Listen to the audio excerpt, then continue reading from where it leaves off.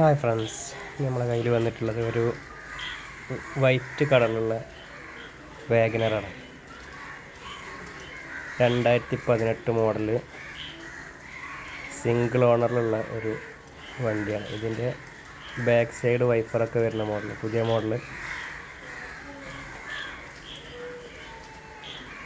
നോക്കുകയാണെങ്കിൽ വൈറ്റ് കളറിൽ സ്ക്രാച്ചും കാര്യങ്ങളൊന്നുമില്ല. ടയറും ഏകദേശം 90% ഓടാനുള്ള ടയറും ഒക്കെ ഉണ്ട്. ഇതിൻ്റെ ഉൾഭാഗം നോക്കുകയാണെങ്കിൽ